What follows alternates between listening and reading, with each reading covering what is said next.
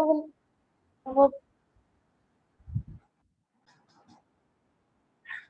in Hurwitz's theorem, we have proved that there exists one rational number, right, which satisfy this inequality.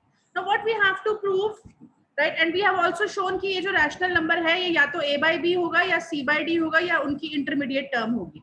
अब हमें क्या prove करना है? We have to prove that there exist infinitely many rational numbers, right, जो basically इस relation को satisfy करते हैं. तो एक rational number तो है h by k, right, and दूसरा we have shown कि ये जो h by k होगा, so eta minus h by k will always be less than or equal to 2n plus 1. अब देखो, अब suppose हमारा कोई एक rational number है, right, h1 by k1 जो हमारी equalities को satisfy करता है, right, then what you see, so eta, let us now we will move other way around. Now we see we have assumed that, देखो we have assumed कि एक h1 k1 है जो हमारी इक्वालिटी को सेटिस्फाई करता है. हम क्या करेंगे, इस h1 k1 की हेल्प से एक h by k बनाएंगे जो इस इक्वालिटी को सेटिस्फाई करेगा, ये स्टार को. तो व्हाट विल हैपन, तो मोमेंट ये सेटिस्फाई हो जाएगी तो it means h by k हमारी जो हमारी रिलेशन है उसको सेटिस्फाई करेगा. बेटा इज इट फाइन? बेटा इज इट फाइन? ठीक है, तो हमें ये पता है कि जो h by k मेरी इक्वेशन को सेटिस्फाई करता है वो स्टार को सेटिस्फाई करता है. हम क्या करेंगे, h1 k1 एक ऐसा रैशनल नंबर लेंगे, there exist one rational number, let us name that as h1 k1. हम h1 k1 की हेल्प से एक और इक्वालिटी बना देंगे जिससे हम शो कर देंगे एक और h by k ले आएंगे जो इस इक्वेशन को सेटिस्फाई करेगा. तो obviously that h by k will satisfy our equation also, right. So that is the strategy. So हमने क्या किया, we created, so हमने क्या किया, suppose let us consider natural number n such that n इस number से बड़ा है 2 upon eta minus h1 k1, because eta minus h1 k1 एक number है, 2 upon something will be a number, so वो natural number जो इस number से बड़ा है we will choose. तो अब यहाँ पे अगर आप देखो there are lot many choices for n. Suppose कर लो ये eta minus h1 k1 it turned out to be 0.5. तो 2 upon 0.5 का मतलब कितना हो गया, 2 into 2, so this is 0.4. so we have to choose a natural number n which is greater than 4. so you see I can choose 5, you can choose 6, 7, 8, 9, 10. so you see natural numbers are infinite, so you can choose infinitely many n's. but is it fine? ठीक है, तो हमने एक n choose किया तो n इससे बड़ा है तो ऑब्वियसली n plus 1 भी इससे बड़ा होगा, तो 1 upon n plus 1 इस नंबर से छोटा होगा. तो अगेन 2 को अगर हम ऊपर ले आए तो 2 upon n plus 1 will be less than eta minus h1 k1. बेटा is it fine? Yes. Right. So now if you see, now what you have, eta minus h1 k1 is what? It is greater than 2n plus 1. And again 2 upon, so n is a natural number, again n is a natural number, so 2 upon n plus 1 will be some number. So what we can say, we can have some rational number h by k such that, because again 2 upon n plus 1 is some upper bound, so we can find one h by k which satisfy this equality. Which equality? Eta minus h by k is less than or equal to 2 upon n plus 1, and this is less than eta minus h1 over k1. But is it fine? Because you know this is upper bound, so 2 upon n plus 1, it is just an upper bound of this number. So उससे छोटा हम कोई भी number हम h by k ऐसा choose कर लेंगे जो इस equality को satisfy करता है. So what will happen? As n will change, your h by k will change. मैंने n5 लिया, मेरा h by k कुछ और होगा. आपने n6 लिया, आपका h by k कुछ और होगा, and so on. So this will keep on continuing.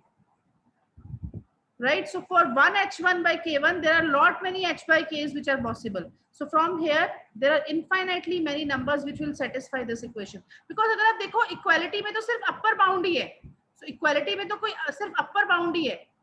What do you want? You want eta minus h by k to be less than 1 upon under root 5 k square. आपने इसका solution क्या लिया है? eta minus h1 by k1. तो eta minus h1 by k1 under root of 1 upon under root 5 k square से छोटा है, और eta minus h1 k1 से छोटा eta minus h by k है, तो obviously eta minus h by k भी less than 1 upon under root 5 k square होगा. तो h by k आपकी इक्वेशन को सेटिस्फाई कर गया। और दूसरा अगर आप देखो जैसे n चेंज होगा आपका h by k चेंज हो जाएगा। तो it means what, there are infinitely many numbers which will satisfy this equation। अभी क्लियर है बेटा? अभी आ रही है आवाज? बच्चे क्लियर है सबको प्रूफ? हम अभी भी ब्रेक हो रही। एक्चुअली थोड़ा सा इस साइड पे ना कॉलेज में नेटवर्क का इश्यू है। अभी आ रही है आवाज?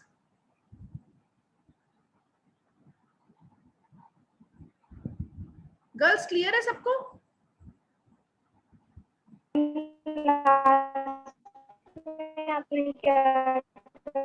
So h1 k1 क्या था? हर्विट्ज इक्वेशन को सेटिस्फाई करता था। तो eta minus h1 k1 is less than 1/√5 k square. अब आपने क्या किया, with the help of n आपने एक नंबर ढूंढ लिया जो eta minus h by k है, जो eta माइनस h1 k1 से छोटा है। अब eta minus h1 k1 √5 k square से छोटा है, तो it means eta minus h by k भी √1/√5। एक्चुअली थोड़ा सा अभी कॉलेज में इस टाइम पे नेटवर्क इशू आ रहा है, सो अगर बीच में डिस्कनेक्ट भी होता है तो वेट करो, आई विल कनेक्ट अगेन। अभी आवाज आ रही है बेटा? Yes ma'am. You see eta minus h1 k1 से छोटा है eta minus h by k, और eta minus h by k it means Hurwitz equation को सेटिस्फाई करेगा। और दूसरा eta minus h by k change हो जाएगा जब आपका n चेंज हो जाएगा। मैंने n5 लिया, मुझे कुछ और मिलेगा, आपने n6 लिया, फिर n7 लिया, n8 लिया। So you see there are infinitely many values which will satisfy the equation. बच्चे क्लियर है? Yes ma'am. All of you, is the Hurwitz theorem clear now? Yes ma'am. Okay, so let us start with where we were.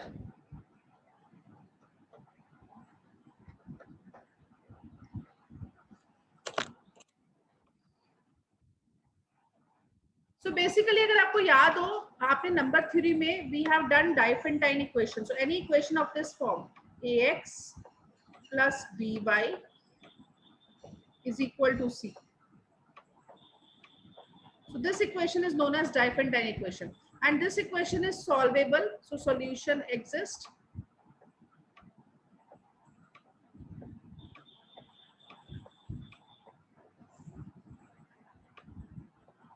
Solution exists if and only if GCD of A and B divides C. So basically फेरे sequence, ये जो हमने continued फेरे fractions करी थी, so these fractions, these basically helps us to solve Diophantine equation, right? So now अच्छा, अगर अब now most of the equations जो हम लेते हैं उसमें a और b का GCD 1 होता है, right? Reason being अगर मैं ये equation ले लूँ, say 4x plus maybe say 8x is equal to 16. So obviously this equation is this is y. This equation is solvable because a is 4, b is 8, and GCD of 4 and 8 is how much? GCD of 4 and 8 is 4,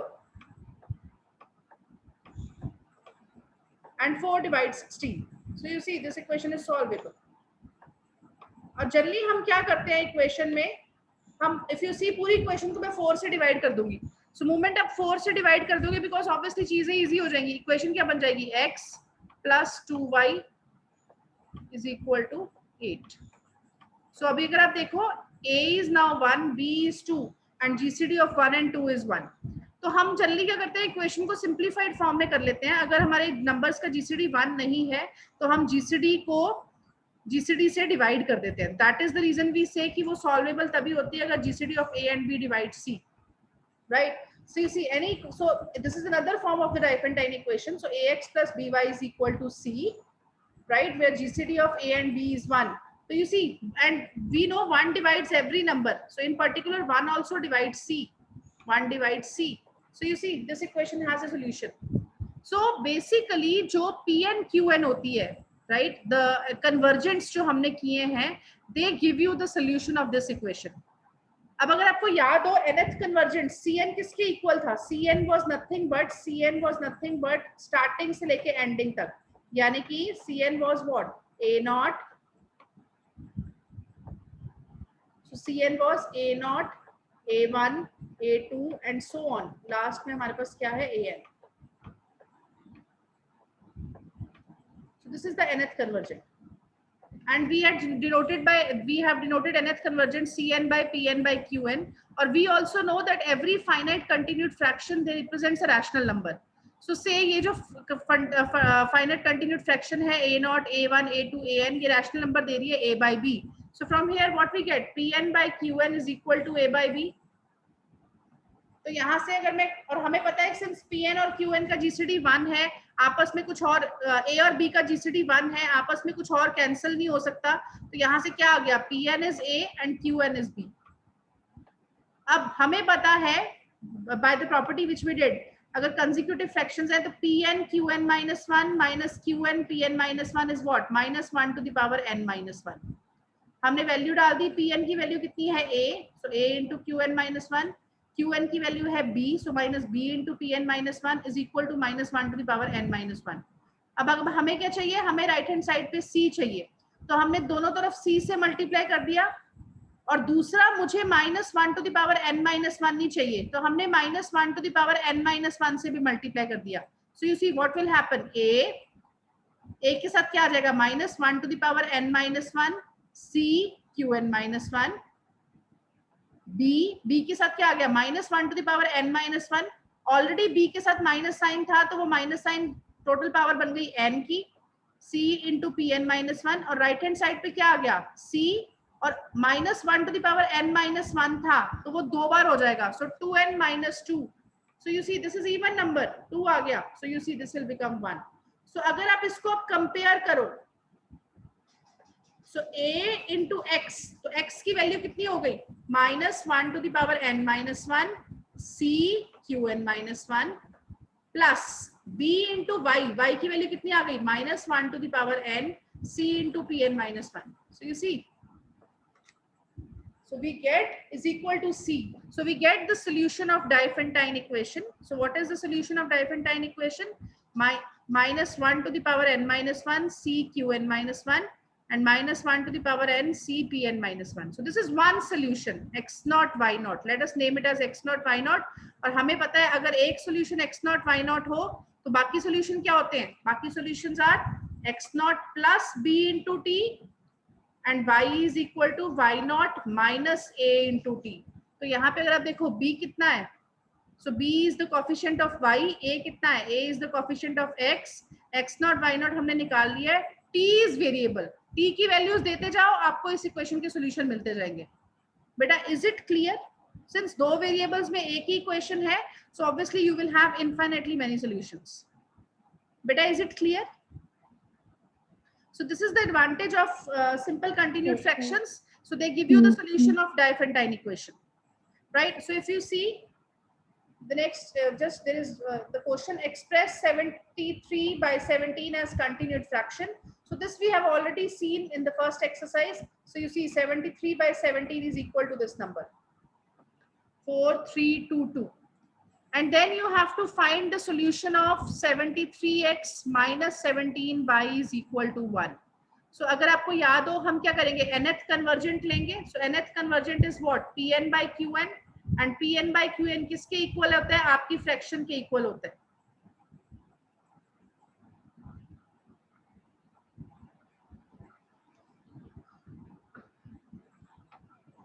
So if you remember, what was the solution? Solution was you had x naught is equal to minus, so Pn भी आ रहा था, Qn minus 1 भी आ रहा था, तो एक तरह से हमें पहले सारे कन्वर्जेंट से निकालने पड़ेंगे. So if you see what you will get, so first convergent is what? P naught Q naught. So P naught Q naught is nothing but 4. P1 Q1 क्या होगा? 4 and 3, first two terms. So 4 plus 1 by 3. P2 Q2 कितना के हो जाएगा? 4 plus 1 over 3 plus 1 over 2. So first three terms. So this is 30 by 7. So now if you see, again P3 Q3 निकल जाएगा. So P3 Q3 we know will be the total fraction 17 by 30. So 73 by 17. अब हमें पता है कौन सा relation हमने use करना है, एक लेस वाला. So P3 into Q2 minus, so last fraction Pn into Qn minus 1 minus Qn into Pn minus 1. So यहाँ पे P3 into Q2 minus q3 into p2 is equal to minus 1 to the power n minus 1. तो n कितना हुआ यहाँ पे? n is 3. n is 3, so 3 minus 1 is 2. So this is 1. So values put कर दी. p3 की value कितनी आई? 73. q2 की value कितनी आई? 7. q3 की वैल्यू कितनी आई? 17. एंड p2 की वैल्यू कितनी आई ऊपर? 30. So you see, यहाँ से हमें दिख रहा है. So 73 into x. तो x कितना हो गया? 7 minus 17 into y. y कितना आ गया? 30. So this is the solution. बेटा, is it fine? Girls, clear है सबको? Yes, ma'am. Right? Yes, So ma'am. if you see, this is what I was talking. If you see this equation, Diophantine equation, 172x plus 20y is equal to 1000. तो अगर आप देखो 172 और 20 का GCD कितना है? GCD is 4. And 4 divides c. c is how much? c is 1000. So 4 divides 1000. So this equation is solvable. तो हम क्या करेंगे? इस पूरी इक्वेशन को GCD कॉमन कितना आ रहा है? 4 कॉमन आ रहा है. पूरी इक्वेशन को 4 से डिवाइड कर देंगे. So पूरी इक्वेशन को जैसे ही हम 4 से डिवाइड करेंगे तो क्या आ जाएगा? 172 को जब आप 4 से डिवाइड करोगे तो 43 आ जाएगा. So you see, ये इक्वेशन बनेगी 43 into x प्लस यहाँ क्या बनेगा? 20 को 4 से डिवाइड करोगे तो 5. So 5 into y is equal to 1000 को 4 से डिवाइड करोगे तो 250 बनेगा. तो एक तरह से हमें यही सोल्यूशन निकालना है. हमें इसी का सोल्यूशन निकालना है इस इक्वेशन का. So that's it. So you see, this is the equation. उसने 4 से डिवाइड कर दिया. So 43x plus 50y is 5y is equal to 250. Right? So first of all, what we will do, अब यहाँ पे वो हमें फ्रैक्शन नहीं दिखा रहा है, तो हम फ्रैक्शन कौन सी लेते हैं? Fraction is a by b. So if you remember ax plus by, हमने शुरू किया था fraction was a by b. So a is 43, b is 5. So हमने पहले इसकी फाइनाइट टर्म्स बना ली कंटिन्यूड फ्रैक्शन. तो दिस इज 8 1 1 2. फिर हमने सारे कन्वर्जेंट्स निकाल लिए. सो p0, p1, p2, p3 ये सारे कन्वर्जेंट्स निकलेंगे. सो c0, c1, c2, c3. So again we will use the relation p3 into q2 minus p3 into q3 into p2 is equal to minus 1 to the power n minus 1. So n is 3. So that's it. So you have the equation. So x is what? Initial solution is x naught is equal to 500 and y naught is equal to minus 4250. And we know general solution क्या होता है? x is equal to x naught plus b into t. So 5 into t and y is equal to y naught minus a into t. a कितना है? 43. बेटा, is it fine? Yes, ma'am. Right? अब जैसे हमने finite continue, अभी तो हमने क्या किया? फाइनाइट कंटिन्यूड फ्रैक्शंस करी. जैसे हमारे पास फाइनाइट कंटिन्यूड फ्रैक्शंस होती हैं, वैसे ही हमारे पास इनफाइनाइट सिंपल कंटिन्यूड फ्रैक्शन भी हो सकती है. So everything will remain same here. So a naught plus 1 upon a1 plus 1 upon a2 plus 1 upon a3 and so on. So this thing will keep on continuing. So this is known as infinite simple continued fraction. Again यहाँ पे हमारे पास convergents होंगे. So c naught is what? c naught is a naught. c1 will be a naught a1. c2 will be a naught a1 a2 and so on. So things will continue. Right? So every definition will remain same. If you see the theorem also here also. So odd convergent, जैसे हमने पहले किया था, odd convergent strictly decreases, even convergent strictly increases. Right? So these two proofs are totally the same जो हमने finite continued fraction में किया था. Everything is totally the same. Let us see the third part. So third part is saying what? Each odd convergent is greater than x, right? X is what? X is this whole number. X is a naught, a1, a2, so on, right? Just 1 second, beta. So tomorrow I'll take your class at 10:20 only. Is it fine? Yes, ma'am. Yes, ma'am. Okay. So now you see.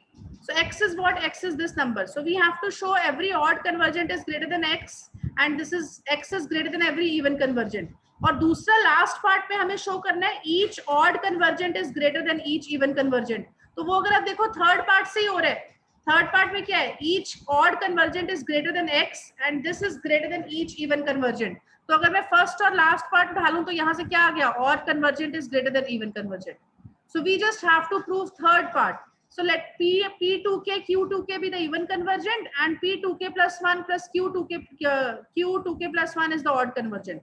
So let us consider X minus P2K over Q2K. So what is the value of X? X is what? A0, A1, A2, so on up to. So this will continue minus P2K over Q2K. Right? अब देखो, अब इसको मैं क्या लिख सकती हूँ? A0, A1, A2, so on A2K and A2K plus 1 dash. Because A2K plus 1 dash क्या था? So this will be A2K plus 1, A2K plus 2, A2K plus 3 and so on. So हमने वो जो so on वाला पार्ट है उसको हमने replace कर दिया A2K plus 1 dash से. बेटा यहाँ तक क्लियर है? बच्चे क्लियर है सबको यहाँ तक? Yes, ma'am. So that's it. So this is nothing. So now if you see, he is writing here where A2K plus 1 dash is what? A2K plus 1, A2K plus 2 and so on. तो अगर आप देखो ये जो value हमने बनाई है अंदर A0, A1, A2 so on up to A2K plus dash, ये क्या बन गया? ये 2K plus 1 dash convergent बन गया. तो हमें पता है nth convergent क्या होता है? What is Pn? अगर आपको याद हो, we had the relation, the recursion relation between the Pi's and Qi's. So same recursion relation अगर मैं use कर लूँ तो what we'll get? So this is nothing but what? A2K plus 1 dash into P2K plus P2K minus 1 over A2K plus 1 dash into Q2K plus Q2K minus 1. Because हमारे पास क्या था? Pn क्या था? Pn was An into Pn minus 1 plus Qn minus 1. वही relation use किया हमने. अब अगर मैं दोनों तरफ LCM ले लूँ तो what will happen? So this term and this term will cancel. So this term and this term will cancel.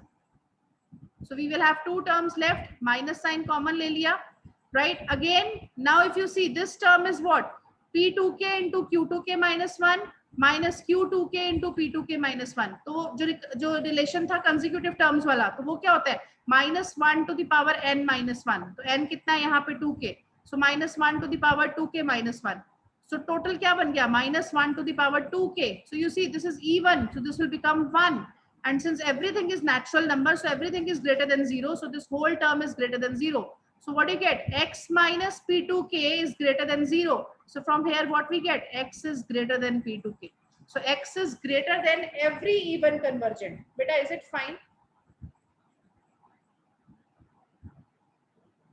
Exactly same way में हम क्या करेंगे? हम X minus P2K 1 over Q2K 1 ले लेंगे. वहां पे क्या आएगा? जब आप रिकर्शन वाला फॉर्मूला यूज करोगे तो नेगेटिव आ जाएगा, ऑड नंबर बन जाएगा. जैसे ऊपर इवन नंबर बना था, यहाँ पे ऑड नंबर बनेगा. So this thing will be negative. So you see this thing will be less than 0. So x will be less than P2K plus 1 over Q2K plus 1. So x is less than every odd convergent.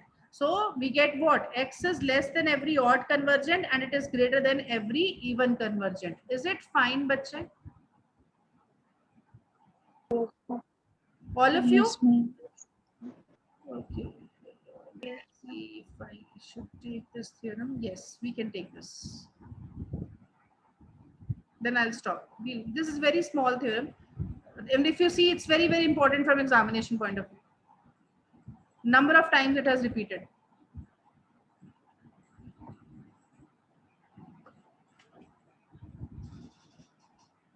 Every infinite simple continued fraction represents irrational number, and conversely every irrational number is represented as infinite simple continued fraction. जैसे finite continued fraction represents rational number, ऐसे ही infinite represents irrational number. Beta, is it fine? Is the statement clear? Yes, ma'am. So proof is very, very easy. Let us suppose A0, A1, A2 so on be a infinite continued fraction. तो अभी हमने show किया है कि इसके जो odd convergent होते हैं वो इवन कन्वर्जेंट से बड़े होते हैं. Every odd convergent is greater than every even convergent. So let us suppose C1. So it means what? और हमें पता है odd convergent decreases and even convergent increases. So you see C1 will be greater than C3, will be greater than C5 and so on. ये सारे किससे बड़े होंगे? Even convergent से. So C4 is greater than C2 and C2 is greater than C0. Because odd convergent decrease होते हैं, even convergent increase होते हैं, but odd convergent सारे even convergent से बड़े होते हैं. Beta, is it clear?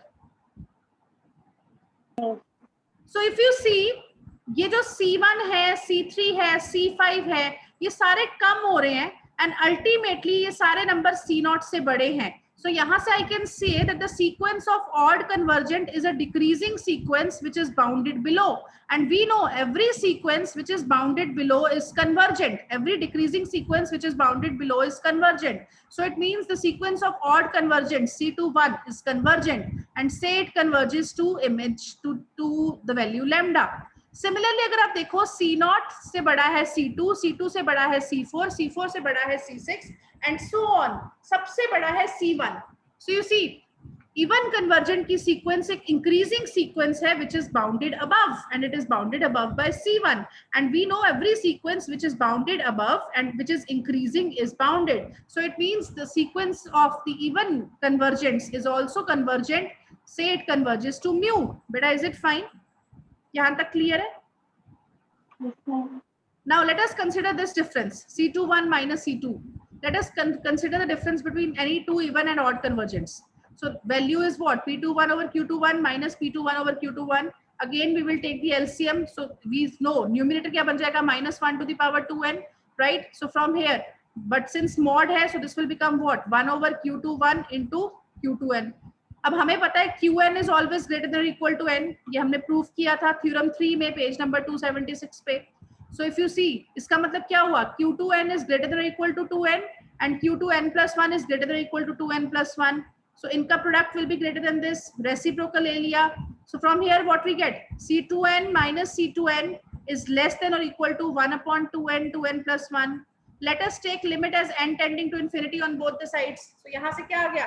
हमने तो लिया है कि odd sequence की limit तो lambda है, तो means जब n tending to infinity है, C21 की जगह lambda आ जाएगा, C2n की जगह mu आ जाएगा, और जब n tending to infinity है, denominator is becoming 0. So 1 by infinity is 0. So you see lambda minus mu tends to 0. So means lambda is equal to mu. Beta, is it fine? So हमने क्या show कर दिया? हमने दो सब sequence ली थी, हमने उनकी लिमिट्स डिफरेंट ली थी, हमने शो कर दिया कि दोनों लिमिट्स सेम है. सो इट मींस ये जो कन्वर्जेंट की सीक्वेंस है, it will be a convergent sequence because limit is unique. So it means it will converge to some real number. Let the real number be x. So limit as n tending to infinity, Cn is equal to x. But हमें पता है where x is a real number. So you see, but हमें पता है Cn is what? It is the nth convergent. So limit as n tending to infinity, a0, a1, a2, so on up to n is equal to x. Again, if you see n tending to infinity, इसका मतलब ये क्या हो जाएगा? a0, a1, a2, so on is equal to x. अब this x is a real number. This x cannot be rational number because हमने show किया है अगर rational number है तो it will be represented by a finite continued fraction. But left hand side पे तो infinite continued fraction है. X has to be real, so it means only possibility that x is a irrational number. So हमने क्या show कर दिया? That every infinite continued fraction represents a irrational number. बेटा, is it clear? बच्चे clear है सबको? Yes, ma'am. Right? Converse is again very easy. Let us take x to be an irrational number. हमने क्या किया? x का integral part ले लिया. So x का integral part is a0, right? Or you simply say, so x का integral part is a0. So therefore x will be what? Its integral part plus the fractional part. So fractional part is what? Fractional part is between 0 and 1. तो अब हमने क्या किया? इस f0 को हमने 1 upon कर दिया जैसे हम पहले करते थे. So a0 plus 1 upon 1 plus f0. अब f0 is less than 1. तो obviously 1 plus f0 will be greater than 1. तो जैसे हमने ऊपर किया है ऐसे ही हम 1 upon f0 को लिख सकते हैं. तो you see 1 upon f0 को हमने क्या लिख दिया? So it will have some integral part and some fractional part. Say the integral part is a1 and fractional part is f1. So हमने इसको क्या लिख दिया? a1 plus f1. Again f1 को हमने 1 upon 1 plus f1 लिख दिया. तो ऐसे ही हमारे पास 1 upon f1 कितना आ जाएगा? a2 plus f2. तो हम चलते जाएंगे. We will keep on going, right? So you see, now this process will not stop. This process will keep on going because अगर ये process stop हो गया तो means a stage will come when यहाँ पे last में हमारे पास 1 upon a1 बच जाएगा. तो you see left right hand side क्या बन गया? Right hand side is a0, a1, a2, so on up to an. It is a finite simple continued fraction. और हमने शो किया था finite simple continued fraction represents a rational number. और ये किसके इक्वल है? X के इक्वल है, means X has to be a rational number, but no, X is irrational number. So therefore this process cannot end.